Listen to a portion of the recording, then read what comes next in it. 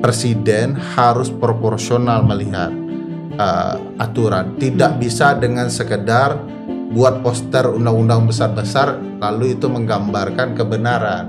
Kebenarannya harus dibaca menyeluruh. Dan di titik itu bagi saya ada yang perlu dipertimbangkan baik-baik dengan presiden demi kepentingan kehidupan berbangsa dan bernegara. Pengamanan dan protokoler sebagai protokoler. pejabat negara. Iya. Dari situ kata-katanya fasilitas yang pengecualian itu dia adalah pejabat negara. Lah pejabat negara itu milik siapa? Milik semua rakyat Indonesia, bukan milik sekelompok atau segolongan orang saja. Menurut teori Weber dan Blumer itu mengatakan manusia itu adalah binatang pengguna simbol. Oke. Kalau saya menyederhanakan manusia itu adalah makhluk pengguna simbol. Naik sepeda, makan bakso Semuanya adalah Berarti simbol. itu semua simbol. Ya. Beberapa hari lalu, Presiden Jokowi mengatakan bahwa sebagai pejabat publik dan pejabat politik, Presiden boleh berkampanye. Apa yang mendasari pernyataan Presiden Jokowi tersebut dan apa pendapat para pakar atas pernyataan itu?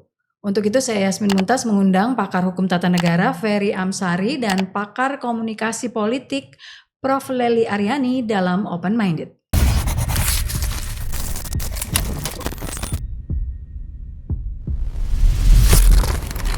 Ya, terima kasih Bu Lely dan Bang Ferry yang sudah menjadi tamu saya di Open Minded. Assalamualaikum. Waalaikumsalam. Saya ke Bang Ferry dulu nih. Bang Ferry, beberapa hari yang lalu saya lihat Anda juga banyak nih udah diwawancara soal pernyataan Presiden Jokowi yang mengatakan bahwa Presiden tuh boleh loh kampanye gitu. Dan Anda setuju nggak Presiden tuh boleh kampanye? Ya, secara dasar ya boleh Ya, secara umum ya. Pasal 299 itu ya. 281 ayat 1, 299 ayat 1, 304 dan lain-lain. Sampai 305 ya. 299 kan bicara hak berkampanye. Kan? Jadi presiden ya diperbolehkan berkampanye. Di mana saja dalam sistem presidensial tidak mungkin presiden tidak berkampanye. Tapi harus dilihat konteks sebuah peristiwa, case by case lah begitu ya. Nah, dalam kasus Presiden Jokowi karena ini pertama di dunia ya, presiden mencalonkan atau mendukung calon presiden yang berasal dari partai yang berbeda dengan dirinya. Nah, itu dia. Dan ada anaknya di dalam pencalonan itu. Nah, kalau membaca 281 299 saja ya boleh. Tetapi harus dikaitkan dengan kondisi Jokowi sebagai bapak, seorang anak dan seorang politisi yang mendukung partai lain. Di titik itu menurut saya tidak diperbolehkan Jokowi terlibat karena ada konflik kepentingan, ada nuansa nepotismenya. Kalau sekedar pakai 281 tidak lagi relevan menurut saya. Yang dipakai itu harusnya pasal 5 angka 6 dari Undang-Undang 28 tahun 99 tentang penyelenggaraan negara yang bersih dan bebas KKN.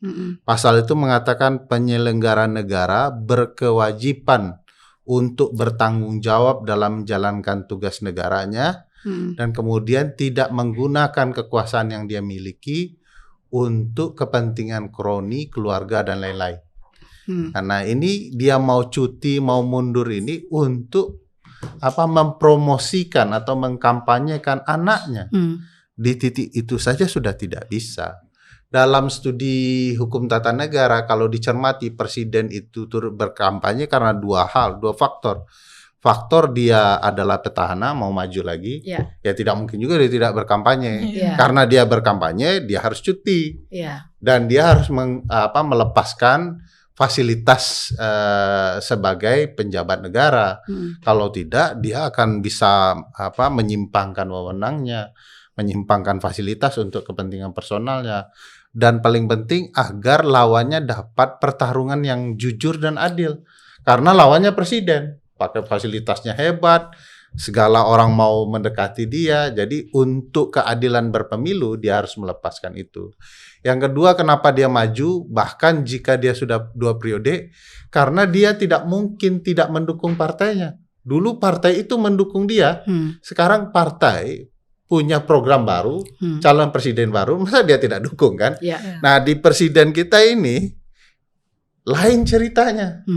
itu partai dia mendukung X, dia malah mendukung Y. Di titik ini yang membuat presiden harus proporsional melihat aturan. Tidak bisa dengan sekedar buat poster undang-undang besar-besar lalu itu menggambarkan kebenaran. Kebenarannya harus dibaca menyeluruh. Dan di titik itu bagi saya ada yang perlu dipertimbangkan baik-baik dengan presiden demi kepentingan kehidupan berbangsa dan bernegara. Tapi saya melihat faktornya lebih politis dibanding kajian perundang-undangan sih. Kan pada kesempatan itu Presiden Jokowi kan mengatakan bahwa presiden itu boleh kampanye karena presiden sebagai pejabat publik juga adalah pejabat politik gitu. Nah sekarang juga kan jadi pertanyaan, sebenarnya Presiden Jokowi pejabat politik partai apa gitu kan, karena yang didukung adalah kemungkinan besar dan 99% mungkin benar ya, karena kan anaknya ada di 02 yang notabene bukan dicalonkan oleh PDIP partainya gitu. Nah pejabat politik partai apa gitu ya, Bu Loli dulu lah untuk menjelaskan itu. Jadi kalau kepala negara karena dia berasal dari partai politik, dia mensinkronkan dirinya sebagai pejabat politik. Kepala daerah juga itu jabatan politik loh. Gubernur, bupati, wali kota semuanya adalah pejabat politik. Dan pejabat publik dalam kapasitas dia memimpin daerah dan memimpin negara. Tapi ini ada udahnya sekalian. 281 itu kan mengisyaratkan dia itu diminta oleh partai politik pasal itu. Kalau 299 atas kesadaran dia sendiri, itu bedanya. Tetapi di 281 dia harus cuti. Dia harus cuti tidak menggunakan fasilitas negara. Fasilitas negara yang tidak dia gunakan itu, kalau dia kan pengecualiannya tetap dengan protokol dan pengamanan. Protokol dan pengamanan itu punya siapa? Punya negara juga, tapi ya sudah kita anggap aja udah dikecualikan. Tetapi jangan lupa membaca pasal lain, 282, 283, 12 itu tugasnya udah Peri nanti menjelaskan. Tapi intinya pengecualian bahwa dia tidak menggunakan fasilitas negara dengan pengecualian apa tadi? Pengamanan dan protokoler sebagai pejabat negara. Dari di situ kata-katanya fasilitas yang pengecualian itu dia adalah pejabat negara. Lah pejabat negara itu milik siapa? Milik semua rakyat Indonesia, bukan milik sekelompok atau segolongan orang saja. Makanya 282, 283, 12 itu mengatur itu. Dia tidak boleh memberikan bantuan kepada masyarakat, golongan, kelompok atau yang lain-lainnya yang bisa termasuk yang melakukan tindakan yang merugikan peserta pemilu lainnya.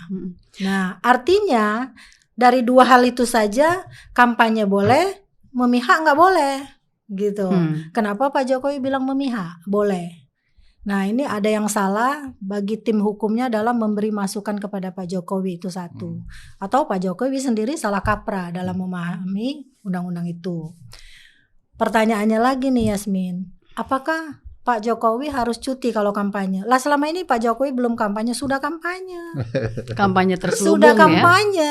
Dalam teori komunikasi politik itu ada 12 prinsip komunikasi politik. Salah satu diantaranya komunikasi politik itu bersifat sistemik. Sistemik itu ada eksternal dan eksternal, yang ada internal dan eksternal yang melingkupi dia. Jabatan, kekuasaan dia. Dan jangan lupa, salah satu calon dari 3 pasang ini punya relasi patron klien dengan Jokowi. Relasi patron klien itu diatur oleh teorinya Scott dan Roniger memang. Bahwa sepanjang dia punya hubungan darah, hubungan kekerabatan sesama alumni, dan si patron mempunyai kekuasaan, kedudukan, wewenang, jabatan, si klien punya kasih sayang, dukungan, loyalitas. Sepanjang 2 prinsip itu saling bertemu, maka berlangsung terus prinsip itu. Kira-kira Pak Jokowi dengan Gibran sebagai anak dan Jokowi sebagai si patron, si Gibran sebagai si klien, termasuk Pak Prabowo yang notabene adalah menterinya, putus nggak hubungannya? Nggak mungkin putus. Jadi gitu loh. Jadi kalau misalnya kayak kemarin makan bakso gitu ya Bu, itu sebenarnya kan kalau kita terjemahkan adalah kampanye terselubung atau dukungan secara simbolik, bisa nggak disampaikan? Itu bukan kampanye terselubung, kampanye jelas-jelasan kalau menurut saya. Tapi kan oke. Sebab kampanye itu, coba baca teorinya Nowak dan lain-lain ya. itu menyatakan bahwa kegiatan yang terorganisir yang dilakukan untuk membuat orang itu melihat lalu memberikan apresiasi, simpati dan dukungan tertentu terhadap apa yang kita sampaikan. Makanya kampanye itu bukan hanya kampanye soal politik, ada kampanye barang dan seterusnya. Intinya menjual diri secara politik. Nah, apa yang Pak Jokowi lakukan dengan hanya bertemu pimpinan partai politik pendukungnya Gibran, pendukung termasuk Pak Prabowo-nya sendiri, itu sudah menunjukkan simbol dalam komunikasi politik itu, bahkan diam pun berbicara. Jadi menurut Bu Lely, kampanye secara simbolik itu bukan kampanye terselubung, itu emang udah kampanye. Udah kampanye. Gitu ya. Ini kan saya baca definisi kampanye nih. Pasal 1. Dalam undang-undang. Banyak loh definisinya. Ya, definisinya banyak, tapi dalam undang-undang pemilu misalnya ya, kegiatan peserta pemilu atau pihak lain yang ditunjuk oleh peserta untuk menawarkan visi, misi, program atau citra diri peserta pemilu. Jadi nggak hanya hard selling sebetulnya ya, karena kalau menurut definisinya Bu Lely nggak harus hard selling, soft selling dengan yang duduk bareng. Kata yang ditunjuk itu kan pasal 281. Jadi diminta oleh partai politik. Kalau 299 dengan kesadaran dia sendiri. Nah tadi Bang Peri udah jelasin nih, ditunjuk oleh partai politik mana? Partainya kan PDIP. Iya makanya. Gitu. Dan terus pasal 282 nih kan dilarang melakukan tindakan yang menguntungkan atau merugikan salah satu peserta pemilu. Nah, bagi-bagi bansos itu gimana? Merugikan atau menguntungkan salah satu peserta, bisa dikategorikan ini nggak? Aku mau sedikit kembali ke konsep bahwa presiden boleh. Secara umum pejabat penyelenggara negara tidak boleh menyalahgunakan wewenang kewenangannya untuk menguntungkan merugikan pasangan calon lain. Ya. Dilarang. Pasal tapi 282, 282, 283. Tapi ada pengecualian di 281. Asal khusus cuti. Presiden. Cuti. Asal yang saya ceritakan tadi ya. Cuti, tidak menggunakan fasilitas negara dengan berbagai pengecualian. Nah, salah satu konsep basicnya itu adalah ya satu dia petahana, satu ya mendukung partai. Nah, itu sebabnya apapun yang akan dilakukan presiden setelah pernyataan akan ikut kampanye dan mendukung adalah kampanye.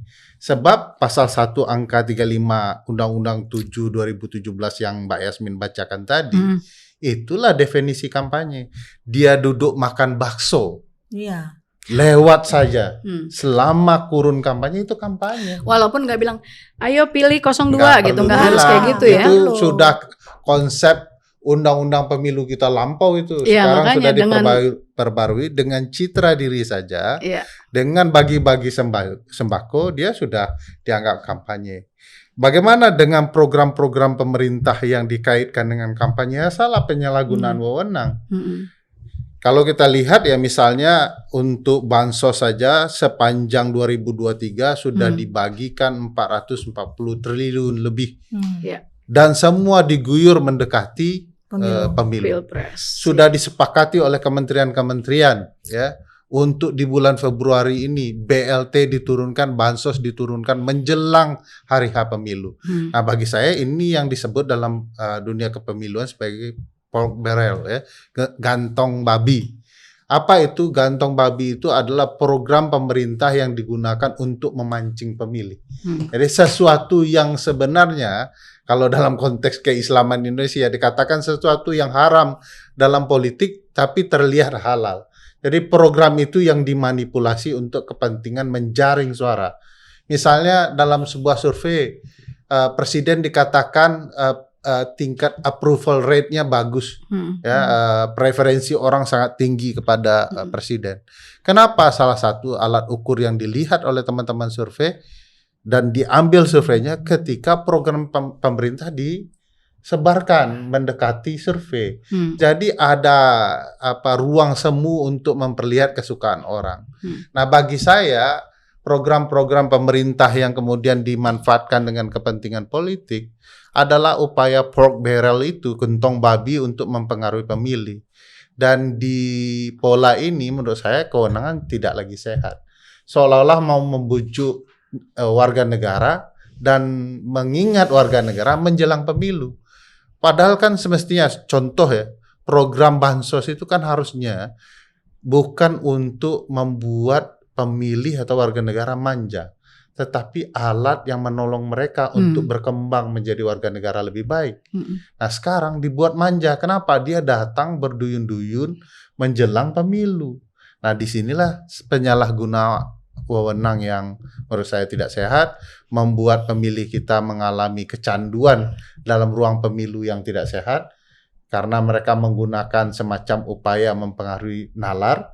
Dan oleh karena itu mestinya memang seperti ini sudah dihentikan oleh harusnya dihentikan. Bawaslu ya. Nah terus Bawaslunya gimana? Bawaslunya kabarnya takut. Tapi itu fakta. Bawaslu takut misalnya kasus susu UHT. Atau dua jari dari mobil. Dua jari dari mobil kan dari kata Bawaslu mobil bukan itu pelanggaran juga. Ya. Emang berani. Nah iya makanya itu kan dampak yang harus dipikirkan kalau misalnya Presiden Jokowi kampanye dan melakukan pelanggaran itu bagaimana? Bagaimana Bawaslu bisa menertibkan? Gini, logika sederhana dalam konteks kasus ini, Prof. Ini anaknya yang maju, bapaknya orang nomor 1. Pasal 10 Undang-Undang Dasar bilang TNI Polri, pasal 30 Undang-Undang Dasar adalah perintah dari Presiden adalah panglima tertinggi. Pasal 10 dia yang milih orang-orang ini semua. Pertanyaan saya, kalau anaknya melanggar hukum, TNI dan Polri mana yang berani? Ya karena sama semua anak presiden. Karena semua di bawahnya presiden. Kan presiden ada panglima tertinggi. Pernyataan Pak Jokowi juga waktu di Halim itu kan di belakangnya ada jenderal-jenderal. Dan juga itu adalah acara kenegaraan.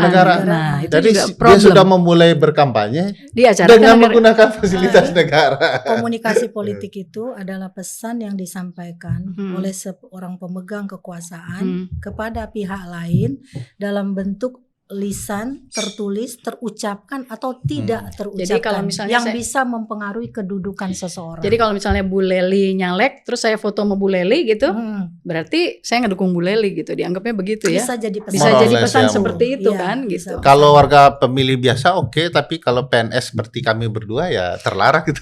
Jadi bagaimana perasaan para PNS yang nggak boleh ngacungkan jari, terus presidennya tapi boleh gitu ya. Bosnya tidak memberikan contoh yang baik. Tapi kalau kita kan melanggar, Prof, dihukum. Kalau beliau kan enggak. Jadi kebetulan saya menjadi dosen PNS itu kan sejak zaman Pak Harto. Dulu masih ada 3 partai, PDI, Golkar, P3. Kita itu kan memang prinsipnya tuh dilarang untuk memilih partai lain, cuma satu yang kecuali Golkar. Terus terang aja. Tapi karena saya orang Muhammadiyah, nenek saya pengurus Aisyah, nenek saya bilang sebelum coblos, kamu itu masuk neraka kalau tidak milih Ka'bah. P3 gitu ya. Akhirnya saya pilih lah gitu kan. Ketahuan. Ketahuan. Kok bisa tahu ya? Jadi zaman dulu yang namanya luber sudah tidak ada juga sebenarnya. Luber, jujur dan adil itu.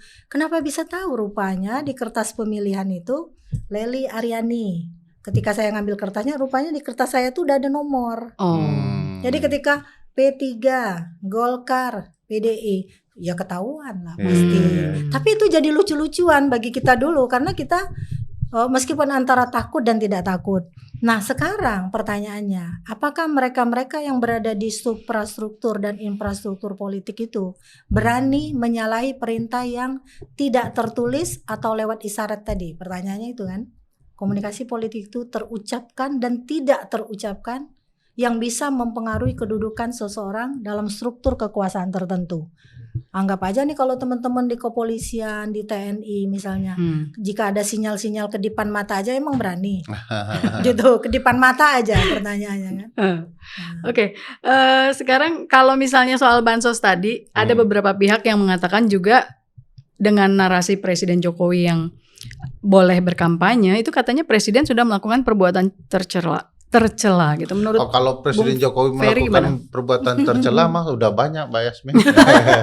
Contoh sederhana saya mau mengingatkan. Dulu katanya anak dan keluarganya tidak akan ikut dalam ruang pemilu. Nah, faktanya sudah jadi calon wakil presiden. Sudah ada yang jadi wali kota. 2 lagi kan, ada korban Gibran dan Bobi. Terus kalau November juga kemarin kan sudah mengatakan bahwa semua pihak harus netral gitu. Dan di November itu tanggal 1 kalau tidak salah, beliau mengatakan bahwa semuanya kepala daerah, menteri bla bla semua termasuk dirinya untuk netral, semua netral. Tapi begitu selang tidak sampai 3 bulan, presiden boleh. Nah, Berbeda-beda. harus diingat berbohong itu bagian dari perbuatan tercela. Kalau ingat kasus Bill Clinton dan Monica Lewinsky, kan itu karena berbohong, bukan karena perselingkuhannya. Apalagi di Indonesia, perselingkuhan kena, berbohong tambah kena, gitu ya. Jadi berbohong adalah bagian perbuatan tercela, karena dalam konteks hukum tata negara, seluruh perbuatan yang dianggap cela oleh publik adalah perbuatan yang dapat menyebabkan seorang presiden di-impeach. Nah, Di-impeach ini Mengusulkan. langkah konstitusional. tapi masih Ujungnya mungkin nggak pemakzulan. dengan kondisi yang sudah mendekati pemilu sekarang atau nanti setelah pemilu? Wah, kalau sekarang dalam artian sidang-sidang presiden tentu tidak logis. Iya. Sekarang tentu saja pengajuan oleh anggota DPR berupa usulan presiden telah melanggar hukum atau tidak lagi memenuhi syarat menjadi presiden. Melanggar hukum itu 5, itu suap, korupsi, pengkhianatan terhadap negara, tindak pidana berat lainnya, dan perbuatan tercela. Melanggar tidak memenuhi syarat itu ada di pasal 169 Undang-Undang Pemilu. Banyak syaratnya. Jadi prosesnya akan dilalui dulu usulan, nanti kalau memang setelah pemilu memenuhi syarat-syarat untuk mengajukan pendapat DPR ke Mahkamah Konstitusi, ya baru jalan. Dia bisa panjang, bisa pendek. Bahkan kalau kita baca baik-baik Undang-Undang Dasar, kalau presiden mau diberhentikan 19 Oktober, 1 hari sebelum 20 Oktober masih bisa. Karena pemberhentian presiden itu bukan sekedar bentuk penghukuman, tapi juga peringatan bagi siapapun yang memegang kekuasaan. Anda menyalahi konstitusi, kami berhentikan Anda. Oke. Bu Lely, itu kan kemarin juga hampir sama ya waktunya dengan makan bakso dengan calon presiden nomor 2 Prabowo. Diajak, tapi. Iya, Yasmin juga nggak diajak. Iya, kita nggak diajak. Padahal Tapi penggemar bakso kita. iya, tapi AHY kemarin diajak, Bu. Dia- Nah, sebelum Katanya secara kebetulan. Oh, gitu. ketemunya. Padahal Tapi- kebenaran. nggak ada yang kebetulan dalam Iya. politik. Katanya kan begitu kan, harus dibuat seolah-olah kebetulan Iya, gitu. makanya kebenaran. Oh iya, oke. Tapi Bu, gini, Ibu membaca itu gimana? Soalnya sebelumnya kan ada pertemuan dengan Ketua Umum PAN, Ketua Umum Iya. Golkar, yang semua Iya. notabene adalah menterinya dan ada di dalam koalisi Indonesia Maju. Dan waktu itu kan Demokrat nggak ikut gitu kan. Terus kan ada suara-suara yang mengatakan bahwa ini Demokrat karena orang baru makanya kurang dilibatkan, atau Demokrat emang dianaktirikan. Ada suara-suara seperti itu.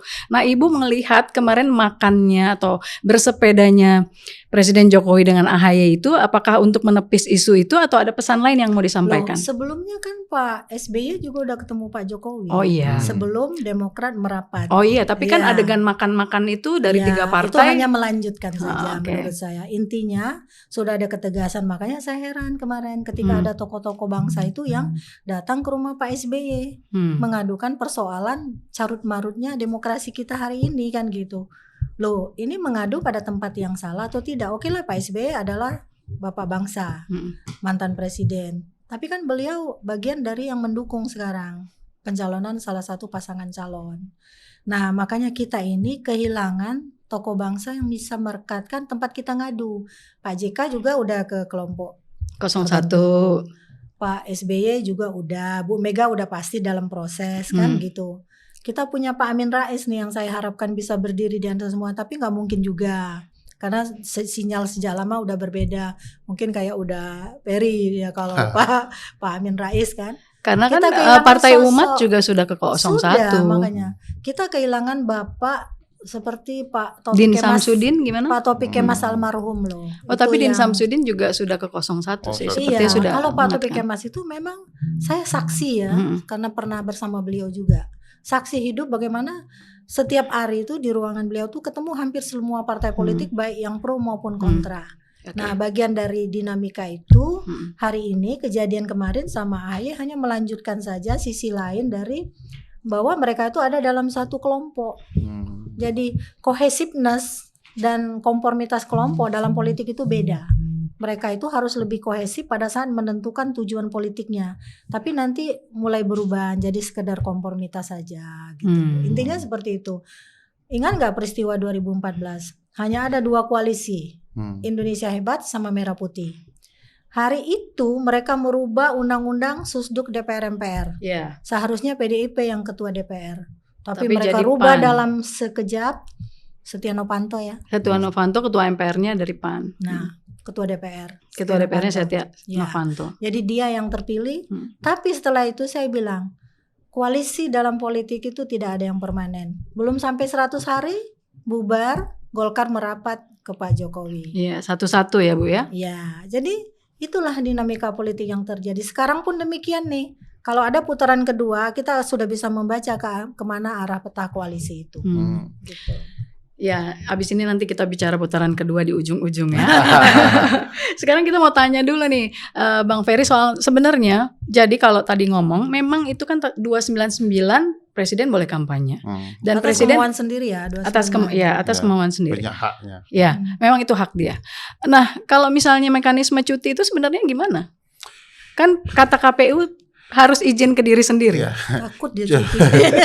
Takut cuti. Satu cuti itu kan perkara birokrasi ya, hukum administrasi negara. Ya. Segala sesuatu harus berbentuk tertulis begitu ya. Sejauh ini tidak pernah kita lihat tuh, KPU juga tidak pernah tanya ke presiden. Kalau surat cutinya mana? Ini dalam rangka apa ya?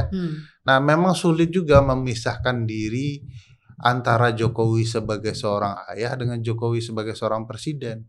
Saya dulu pernah ingat satu peristiwa yang masih baru-baru belajar HTN itu, Pak Hamzah Has mendatangi temannya seseorang di penjara begitu ya. Lalu orang ribut karena temannya ini punya kasus yang dianggap aib lah di masyarakat gitu.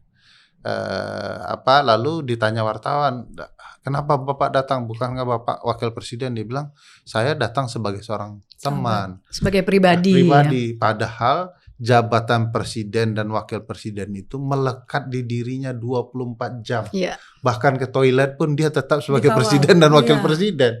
Sebab begitu terjadi sesuatu, ini urusan negara bermasalah semua gara-gara tindakan dia itu sebabnya persis seperti yang Prof. Lely sampaikan, kalau dia cuti tertulis itu mengancam dirinya, kekuasaan yang dia miliki, dia tidak akan berani itu bentuk tertulis, karena begitu dia melakukan dalam bentuk tertulis maka secara de facto bahkan de jure ya telah beralih ke kekuasaan ke seorang lain ya, atau ke wapres pasti wapres ya. Pasti ke wapres karena mekanismenya begitu. Artinya orang lain nih, wapres dia sekalipun pasti punya kepentingan politik tersendiri, hasrat berkuasa yang juga tersendiri ya. Tapi Pak Ma'ruf Amin kan menyatakan bahwa dia netral. Ya netral, tapi kekuasaan ada di dirinya. Oke. Ini presiden, kalau dia sempat bilang nih presiden sudah menyimpang nih, saya selesaikan dia panjang cerita itu. Pasti memang bisa kayak gitu ya? Ya bisa dong, ini kan Ya, kekuasaan. artinya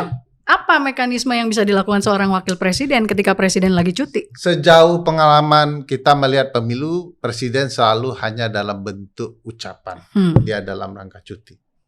Nah, jadi nggak ada tertulis ya? Saya mungkin karena pengalaman saya pendek ya, Prof. Lely misalnya yang sudah mencoba melihat kondisi politik dari lama, tidak juga saya yakin pernah lihat surat itu. Ya, atau setelah era reformasi deh presiden. Nah, waktu 2019 Presiden Jokowi gimana ketika dia kampanye untuk dirinya sendiri? Karena dia adalah petahana, mestinya mekanismenya berjalan. Nah, seingat saya di PKPU teknisnya itu dia hanya sekedar menyampaikan ke menteri yang berkaitan. Dalam hal ini Mensesnek. Dan seingat saya juga tidak dalam bentuk surat. Ngobrol aja, ngomong dia dan sampaikan, mungkin sounding ke media bahwa saya cuti atau saya seperti cuti. itu gitu ya. Dia menyampaikan ke Mensesnek saya cuti. Jadi tidak akan pernah, walaupun konsep hukum administrasinya adalah tertulis, dia tidak akan pernah melakukan itu. Jadi kalau misalnya nanti Presiden Jokowi mau kampanye dan cuti, kemungkinan itu yang akan dilakukan. Dia akan sampaikan ke Mensesnek. Dan kalau misalnya itu di hari, ini kan Sabtu Minggu, hari libur. Oh, Sabtu Minggu tidak terhitung. Berarti boleh dong. Dia boleh. Dia berarti bisa kampanye untuk salah satu paslon, let's say 02 di Sabtu begitu. Minggu. Dan bisa. selalu begitu Iya, Pak kemarin Menko Polhukam dan Pak Menhan kan begitu juga. Sabtu Minggu dia tidak bagian dari cutinya. Iya, jadi berarti itu nggak cuti bisa dong ya, berarti nggak harus cuti, dia bisa kampanye untuk Kalau niatnya Sabtu Gibran. Minggu ya. Pas loh nanti tanggal 10 Februari Sabtu loh itu. Ya, kampanye Akbar terakhir Iya, ya. Sabtu loh itu 10 Februari dan ada info-info katanya akan hadir. Kira-kira Harus akan Mbak hadir Yasmin nggak? ingat ya bahwa semua sudah diatur Pak Presiden, Oke. termasuk tanggal-tanggal ini. Oh, Kalau dibaca bahkan waktu kampanye kita itu dipersempit menjadi 75 hari karena Iya. Pak Presiden. Bahkan hari pemilu kita Februari ini juga melibatkan Pak Presiden menentukan. Jadi semua sudah coba gimana itu? Karena hari Valentine. Gimana? hari Valentine. Oh itu enggak, maksudnya melibatkan presiden menentukan dalam konteks menguntungkan apa? Ya Presiden sebagai pemerintah mengusulkan kan bahwa kebutuhan dan keinginan pemerintah ya 75 hari. 75 hari secara politik itu menurut saya Presiden sudah mengukur bahwa kekuatan calon yang dia sukai tidak akan sanggup kampanye lebih panjang dari itu. Ini masalah kesehatan dan lain-lain. Fisik. Ya, kedua juga karena mungkin kesadaran publik kalau terus dikampanyekan dengan kapasitas dan kemampuan politik yang tentu saja akan hingar-bingar dan penuh ketegangan, ada potensi calon-calon tertentu emosional kah, berlebihan kan dalam bertindak yang mungkin tidak disukai publik. Jadi semakin pendek itu semakin bagus. bagus mungkin, dalam yang punya kekuasaan. Gitu. Oh gitu. Oke. Efek-efek negatifnya mungkin.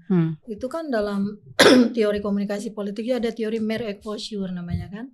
Semakin sering orang itu dijejalkan ke benak audiens, semakin melekat imajinasi kita tentang dirinya. Tapi tentang positif negatifnya yang nampaknya perlu ditanggulangi, termasuk yang diceritakan oleh Bang Peri tadi. Jadi dia bisa menimbulkan kesan positif atau negatif. Jadi cara menjejalkan informasi tadi. Ya, informasi yang ini tadi debat ngomongnya kebablasan, misalnya ada gimmick-gimmick yang tidak penting termasuk dalam kampanye, termasuk pemberian sumbangan. Ini juga nih soal sumbangan bansos itu. Kan negeri kita ini dalam keadaan banyak sekali bencana. Sumatera, Kalimantan, Sulawesi, kemarin di Palembang juga baru. Kenapa fokus Pak Jokowi memberikan bantuan di Jawa Tengah? Lalu kemudian seperti menyisir ya apa yang sudah dikejar oleh pasangan Ganjar lain di sana gitu kan. Ini jelas nih seperti apakah ingin meruntuhkan image bahwa itu adalah kandang banteng misalnya. Itu kan ada pertanyaan seperti itu. Kenapa Pak Jokowi meskipun legalitas dia sebagai presiden yang muncul dari belusukan, muncul dari media darling karena dia berempati dengan rakyat kecil misalnya awal-awalnya. Itu bisa terus dilakukan. Tapi kenapa? Bukan di tempat daerah bencana kan pertanyaannya itu. Kenapa di Jawa Tengah? Bu Leli melihat itu bagaimana? Ya saya melihat lebih pada konotasi bagaimana pertarungan karena Jawa Tengah itu nomor 2 loh. Pemilihnya nomor 1 Bandung, Jawa Barat dengan 50 jutaan hampir ya, 40 juta, kemudian 35 juta itu Jawa Timur, 30 juta Jawa Tengah, Yogyakarta aja 2,8 juta, ya, 28,7 juta itu kan Jawa Tengah. Nah intinya bukan hanya karena Jawa Tengah nomor sekian, tapi karena dianggap kandang banteng juga tadi. Jadi ada pertarungan ingin membuktikan juga ini kandang banteng apa kandang Jokowi. Nah, jadi ada narasi semacam itu di teman-teman 03 terutama. Kalau boleh didengar gini-gini. Nah, terus asumsi dari teman-teman akademisi juga, kenapa nih kita nggak bisa teriak katanya. Kita kan punya forum guru besar nih, baik forum guru besar komunikasi, forum guru besar ilmu lain kita punya. Tapi ternyata narasi mereka berhenti di sana. Kalau saya lihat idenya bagus-bagus, tapi nggak pada berani ngomong juga. Nah, isu-isu yang saya sampaikan ini bagian dari yang mereka narasikan loh, tentang Jawa Tengah, tentang kandang banteng, tentang Pak Jokowi berkampanye. Semua itu jadi semacam kayak ngirim pesan ya Bu, sebetulnya. Iya, gitu. sinyal-sinyal ya. Maksudnya, dan juga semangat berkompetisi kalau misalnya bisa disimpulkan seperti itu ya. Iya. Jadi jangan lupa, menurut teori Weber dan Bloomber itu mengatakan manusia itu adalah binatang pengguna simbol. Oke. Kalau saya menyederhanakan manusia itu adalah makhluk pengguna simbol. naik sepeda, makan bakso ya. Semuanya adalah Berarti itu semua simbol ya. Jadi kalau misalnya masyarakat atau bahkan capres-capres juga masih ada yang berharap Presiden Jokowi netral, artinya kita udah nggak perlu berharap itu lagi sekarang ya? Atau Dan malah terlalu naif kalau masyarakat punya harapan terlalu seperti naif, itu? apalagi Iya. kalau dibaca keadaan politik. Nah, Iya. Pertanyaannya Mbak Yasmin, kenapa Presiden menyatakan dirinya akan turut sebagai tim sukses quote and quote Iya. di minggu terakhir kampanye? Alasannya sangat politis menurut saya, karena angka 50% itu belum tercapai. Sehingga perlu kekuatan besar untuk turun untuk Mendongkrak. memastikan satu putaran. Sebab dalam berbagai survei mengatakan kalau 2 putaran ini akan bisa berbalik, backfire bagi tim Prabowo Gibran. Apalagi kekecewaan Presiden itu bukan sekedar karena angka-angka itu. Presiden sudah memposisikan berbagai hal untuk memastikan satu putaran. Contoh, misalnya syarat satu putaran itu menurut pasal 6A ayat 3 adalah terpilih karena dipilih 50% lebih suara. Setengah jumlah provinsi yang ada. Provinsi yang lebih dari setengah jumlah provinsi yang ada. Sekarang 38, setengahnya 19 tambah 1 20 provinsi. Lalu masing-masing provinsi 20%. Nah, ini sudah diposisikan Presiden. Misalnya untuk memenuhi 50% plus suara itu, Presiden sudah menempatkan seluruh penjabat itu saat ini 198. PJS targetnya ya penjabat PJ ya. Targetnya itu 271. Nah, yang ada sekarang 198 itu kalau di-compare dengan angka daftar pemilih tetap, itu angkanya lumayan besar, 102 juta.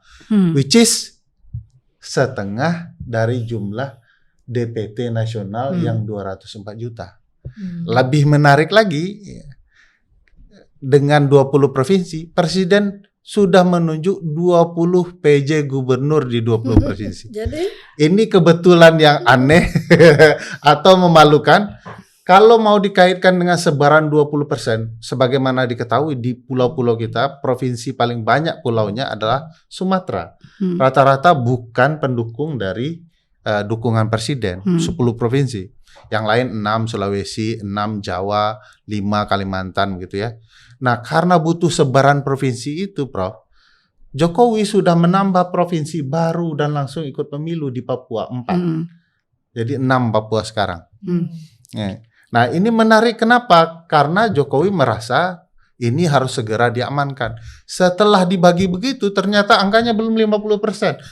Ya, saya harus turun nih, nggak bisa dibiarkan. Makanya konon kabarnya Pak Pratikno sampai dimarah-marahi. Itu angka approval rate hingga hampir 80% itu benar atau cuman membahagiakan dia saja. Nah, inilah yang memaksa Presiden mau turun.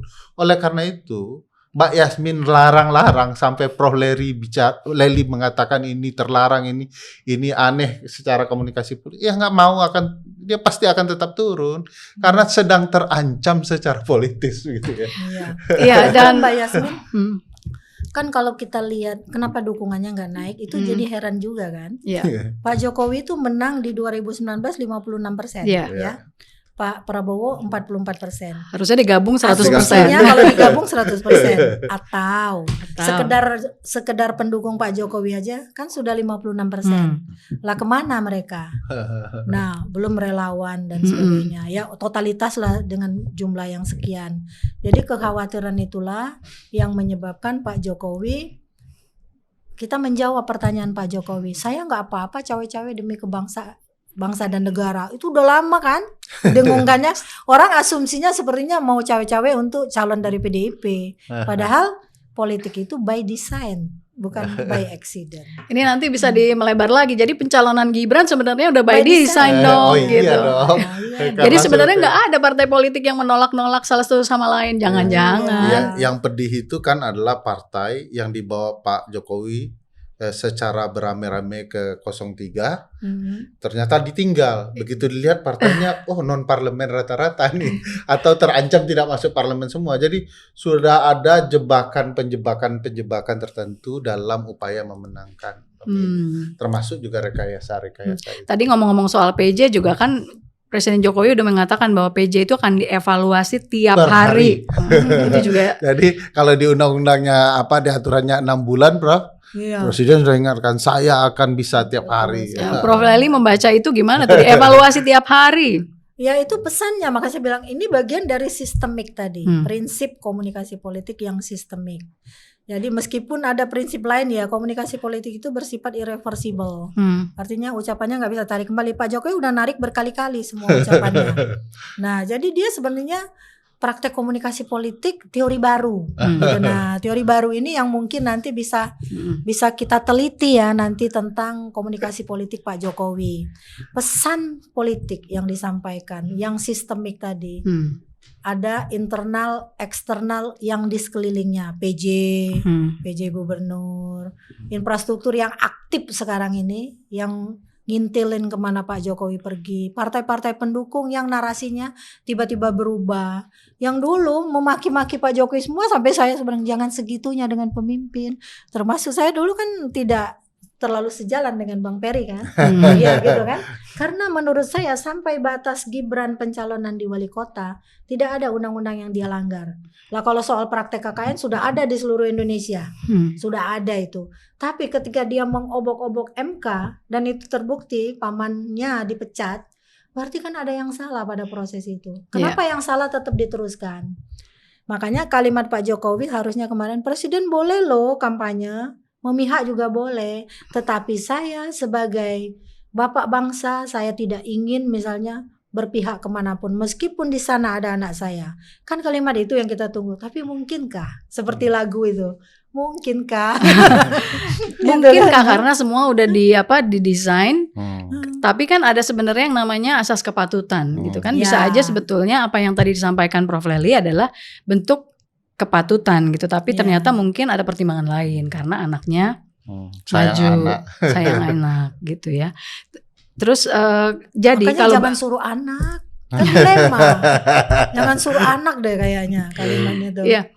Kalau misalnya balik lagi, kalau kita simpulin soal netral, jadi kita nggak perlu berharap bahwa Presiden Jokowi akan netral karena faktanya memang enggak Presiden mungkin. Bisa kampanye. Untuk kali ini nggak mungkin. Ya, bisa kampanye. Jadi kalau kemarin misalnya ada di ngobrol-ngobrol di TV lah gitu ya, ibaratnya atau di beberapa media mengatakan bahwa kalau kita mau Presiden Jokowi netral, Presiden Jokowi nggak boleh cuti, katanya gitu.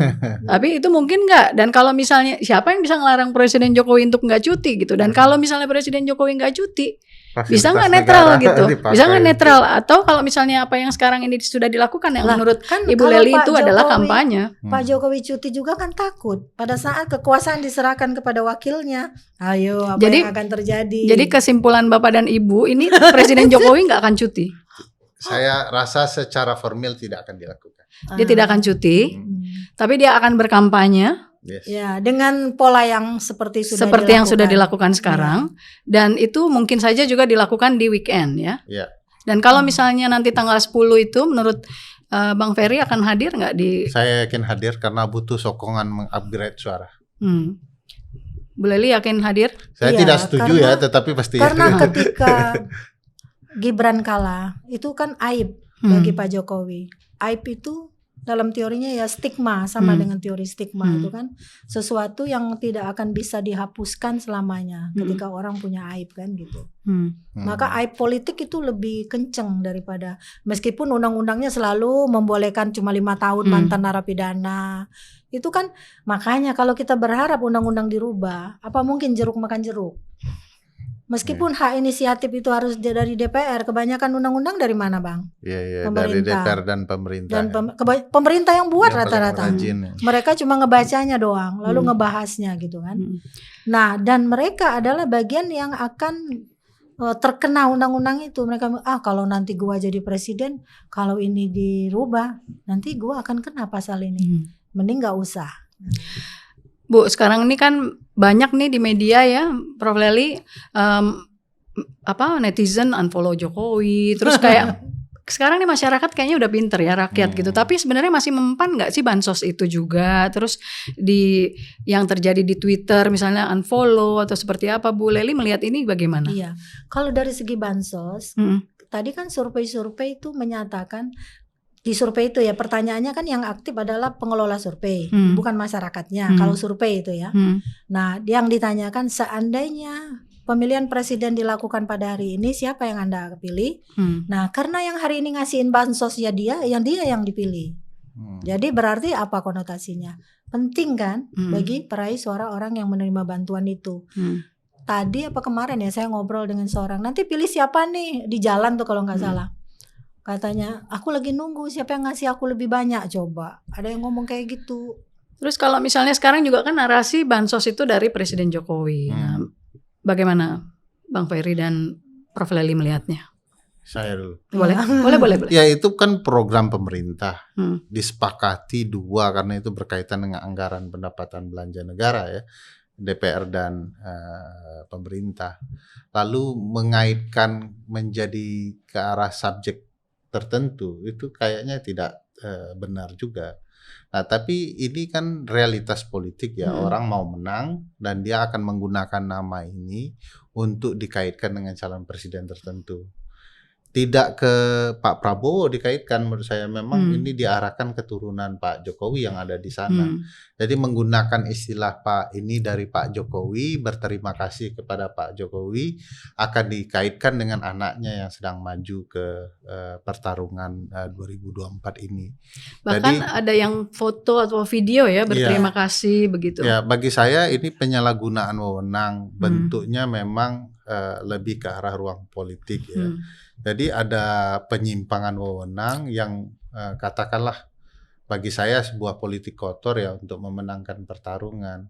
Padahal pertanyaannya kalau mau dibalik adalah kemana aja Bapak lu selama hampir 10 tahun ini? Kok baru bagi-bagi sekarang, baru mendekati kami sekarang? Harusnya kami itu sudah sejahtera, tidak lagi bicara bagaimana dapat susu UHT, pembagian makan siang gratis, bansos, BLT dan lain-lain. Kalau 10 tahun ini Bapak dari Pak Mas Gibran benar kan begitu. Tetapi harus kita lihat fakta di lapangan, pemilih paling mayoritas itu memang ekonomi menengah ke bawah. Nah ini yang mau diambil oleh para calon. Nah ceruk-ceruk itu terutama juga di sisi yang lain mereka berupaya ke ceruk Gen Z yang punya tabiat politik yang berbeda. Mereka tidak mempan lagi cerita soal kejahatan HAM di masa lalu dan lain-lain. Juga mereka tidak akan bisa mengatakan ini politik santun tidak santun, cari apa begitu ya. Mereka tidak peduli sepanjang bagi mereka merepresentasikan gaya hidup dan kebutuhan mereka. Makanya lebih senang Baruto menjadi calon wakil presiden daripada kemudian orang bicara diskusi apa yang akan negara bangsa ini lakukan di kemudian hari. Nah ini problematika sebenarnya. Problematika kita semua, tidak hanya Prof. Lely dan saya Mbak Yasmin, tapi kita semua dalam mengajak pemilih kita betul-betul bisa memilah dan memilih siapa yang benar-benar janji sesaat, siapa yang tidak. Dan juga jangan ada kekhawatiran bahwa nanti kalau presidennya ganti atau bukan Gibran, nggak ada bansos lagi. Dan itu yang sepertinya harus dikomunikasikan ya Bu. Dari sisi komunikasi sebenarnya Prof. Lely melihat paslon lain udah cukup belum sih menggaungkan bahwa bansos itu nggak akan putus, nggak akan terhenti siapapun presidennya. Justru terjebak juga beberapa, akan ada asumsi, kayaknya bukan asumsi deh, beneran. Seharusnya kan yang membagi-bagikan itu kan Kementerian Sosial. Nah katanya itu ada pertentangan dengan Bu Risma. Bu Risma itu ingin datanya itu sesuai data penerima bantuannya itu berdasarkan data apa, tapi tidak diterima sehingga diambil alih. Jadi sekarang ini Bu Risma tidak difungsikan. Pak Mahfud juga menganggap bahwa di kabinet itu tidak lagi ada canda tawa katanya gitu kan, nggak ada lagi cipika-cipiki sebelum memulai rapat dan seterusnya. Jadi nampaknya semua gerak politik orang-orang yang bertentangan itu sudah dibatasi. Jadi apalagi sekedar soal bansos, yang lain-lain aja soal penempatan pejabat misalnya. Ini kalau Prof Mahfud mundur, kira-kira siapa penggantinya? Bisa nggak dibayangkan misalnya? Apakah dia yang bisa bergerak juga untuk memobilisir infrastruktur dan suprastruktur politik yang ada. Jadi semuanya dalam tanda kurung ya, pencitraan itu kan sebenarnya adalah sesuatu yang tidak ada tapi diada-adakan. Semua hal yang menyangkut tentang Pak Jokowi seolah-olah adalah demi pencitraan Gibran. Padahal Gibran bukan Pak Jokowi. Nah itu pun tidak bisa kita komunikasikan dengan jernih ke tengah masyarakat. karena dia anggap Gibran akan menjadi reinkarnasi bagi Jokowi. Iya. Itu juga persoalannya. Jadi memang mungkin ada sebagian masyarakat ya, tidak semua Tidak ya semua. yang melakukan semacam kayak kultus ya, pengkultusan individu terhadap seseorang lah ya gitu. Iya. Artinya dalam hal ini adalah Presiden Jokowi, dan tidak semua ya, tidak semua. Nah, Bu, yang tadi soal Twitter tuh Bu, di X kan banyak katanya yang unfollow Presiden Jokowi. Iya. Itu kira-kira akan signifikan nggak sih dengan hasil pemilu, akan mempengaruhi nggak dengan suara 02? Jadi media komunikasi politik itu ada 4. Yang pertama organisasi, yang kedua interpersonal, ketiga media massa dan media sosial, yang keempat kelompok kepentingan. Yang semuanya udah utuh di dia, udah punya semuanya. Yeah. Sumber daya, organisasi, beberapa partai politik. Yeah. Belum anak-anak partainya. Itu ya. Secara interpersonal semuanya udah turun gunung. Benar nggak? Yeah. Itu orang-orang yang punya pengaruh sudah diambil semua. Media massa tinggal itu harapan kita yang mainstream. Yeah. Yang mainstream masih punya idealisme, itu yang harapan kita. Kalau media sosial mereka kuasai juga. Jadi unfollow pada X atau Twitter itu di media sosial, TikTok bermainnya lebih tinggi. Yeah. Instagram lebih banyak lagi. Tapi kelompok kepentingan ini yang bisa berbagi nih kelompok kepentingannya. Tapi tetap mereka lebih banyak kelompok kepentingannya. Jadi silakan kita baca. Kalau 4 media sudah dimainkan semua gimana? Gitu. Lalu kalau sekarang nih berkembang salam 4 jari nih. Yang benar. sekarang nah Ibu juga tadi kan gitu, mau 1, 2, 3 udah nggak boleh, mau 4 juga PNS sekarang udah susah, udah ada salam 4 jari. Iya. Nah gimana dua-dua Bapak Ibu PNS ini menceritakan soal Ibu salam 4 PNS jari? Sekarang dari PNS malah. Kalau berbasis Susah soalnya. pasal 28 gitu ya, soal hak-hak ya, ini hak politik kita. Jadi hak nggak sipil, apa-apa ya, ya. tidak ada masalah. Walaupun ada kritik ini, kenapa sih kampanyenya bukan menjual paslon masing-masing, Iya. tapi kok sekarang asal bukan Prabowo, Iya. terus salam 4 jari, itu kan artinya nggak mau 02 gitu. Nah, itu Karena sebetulnya ada gimana? background ceritanya ya, tidak Tadi. berdiri sendiri 4 jari itu, bahwa Boleh satu diminum, Bu? Iya.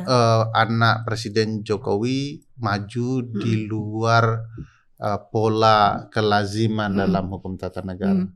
Sesuatu main bola saja tidak boleh peraturan itu diubah di tengah jalan gitu ya. Iya.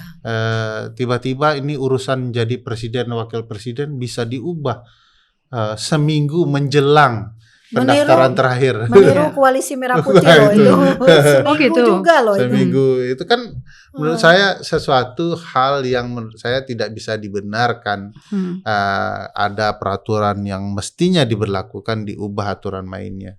Jadi itu bukan bicara hak Gibran punya hak atau tidak, tetapi kesepakatan politik sudah dibentuk menjadi undang-undang dan harusnya dijalankan. Karena dia maju tidak sehat, orang bertanya-tanya, kok segitu betul ya untuk meloloskan anak presiden. Lalu tiba-tiba sikap Pak Presiden Jokowi yang kemudian kita lihat ingin berkampanye. Ini orang kok semua mau soal keluarganya, gitu. Belum lagi kegagalan presiden meyakinkan orang banyak soal undang-undang Cipta Kerja, undang-undang KPK, undang-undang Mahkamah Konstitusi, undang-undang Minerba dan lain-lain. Lalu kalau begitu kita mestinya melawan kepentingan atau dominasi dari dinasti Jokowi gitu ya. Bagaimana caranya? Bukankah sudah ada 2 yang lain, masing-masing punya cara berpikir. Dibandingkan 2 bagus 1, dibandingkan 2 bagus 3. Ya udah kita gabung aja. Menyatakan kita harus milih, tidak ada yang golput sepanjang dia pilih 1 dan 3. 1 dan 3 kita tambah 4 tambah kita. Gitu. Selain Jokowi gitu ya. Nah, menurut saya ini gerakan politik kesadaran publik yang harus disupport ya, yang harus bahwa publik mau menjelaskan ke publik yang lainnya hak konstitusional kita harus dilindungi. Satu kali hak konstitusional ini dilabrak dan diabaikan, suatu waktu akan beruntun itu labrakan-labrakan hak konstitusional itu. Jadi bagi saya oke. Nah memang kami berdua agak berat ya. Kami apapun simbolnya itu terlarang bagi KASN. Apalagi sudah ngobrol di podcastnya Mbak Yasmin ya pasti nanti jadi alasan di KASN untuk. Jadi nggak boleh mau 5 susah juga ya. Susah. Ada partai politik gitu. Jadi begini aja kalau foto. Maju terus. Maju terus. Apa dong?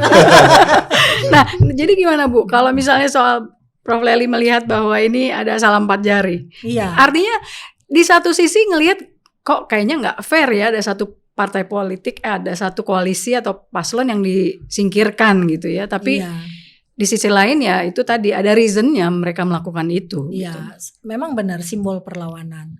Karena yang dilihat ketika Gibran masuk itu motifnya tadi bukan lagi tentang motif berprestasi. Jadi ada 3 motif itu ya. Need for power, need for achievement, sama need for affiliation. Pak Jokowi sekarang ini sepertinya mengutamakan need for power.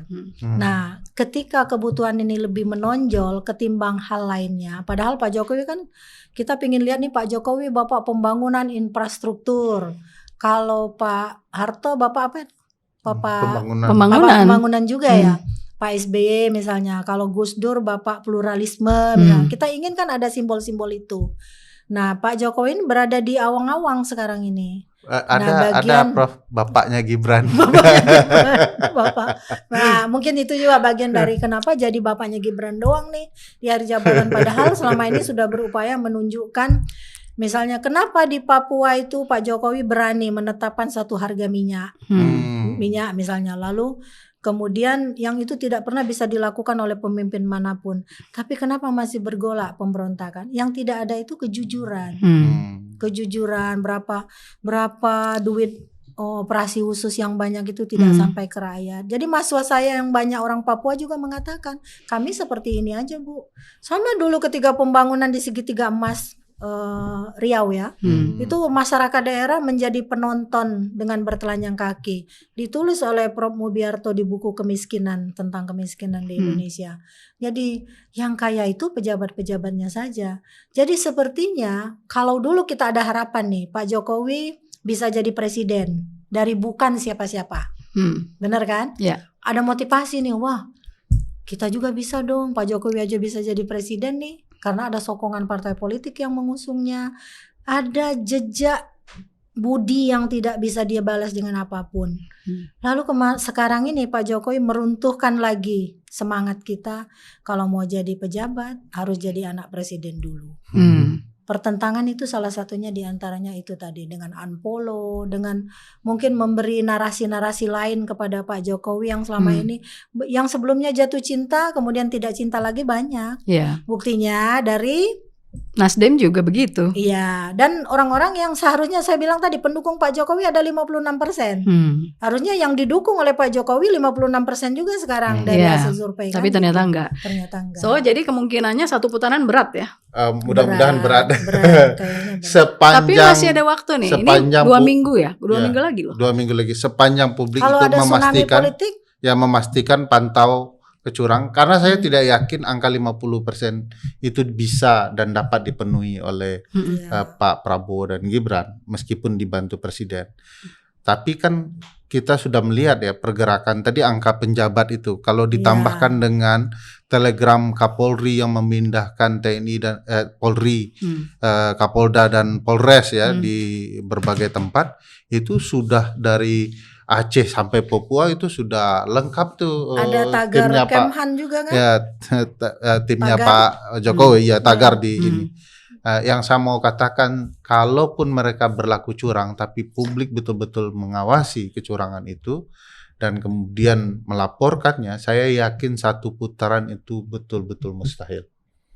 Ada pendapat juga kemarin Mas Eros Jarot ngomong di sebuah podcast, kalau sampai satu putaran nih bisa chaos loh, kira-kira seperti itu nggak? Kalau misalnya curang ya, kalau nggak curang ya jangan ya. Harapannya tidak ada chaos. Harapannya tidak ada chaos. Tidak mungkin ada yang merasa diuntungkan sehingga bisa perpanjangan masa jabatan, cerita tambah periode dan lain-lain. Mudah-mudahan kita memantau, memastikan tidak terjadi kecurangan dengan cermat tanpa keributan.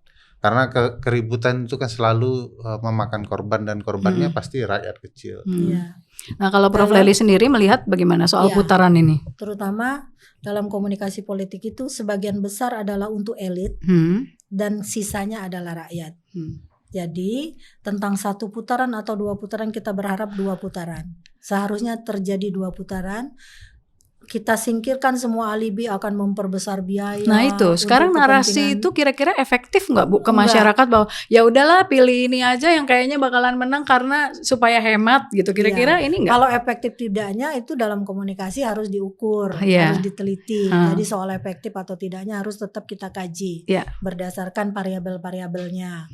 Nah saya kira mungkin bisa 1 putaran kalau curang, tapi masalahnya tadi Bang Ferry udah bilang kalau curang akan seperti apa. Kita berharap tidak ada chaos karena akan dimanfaatkan juga oleh yang punya kekuasaan untuk mengatur segala sesuatunya, untuk menentukan tindakan politiknya ke arah yang lebih bersifat militerisme misalnya. Ada 2 perspektif juga yang menarik, Prof. Pertama, soal bentuk pemilu kita itu memang selalu konsepnya 2 putaran.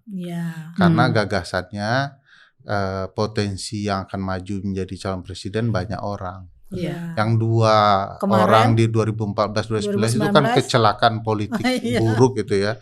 Itu kompetisi berpolitik yang dirancang sebenarnya. Kan logika ilmu politik dan hukum tata negaranya kalau calon timbul 2 yang utama begitu, biasanya karena ada satu calon yang fragile dan ingin menang, dan caranya pastikan lawannya yang lebih fragile lagi. Itu konsep teori politiknya.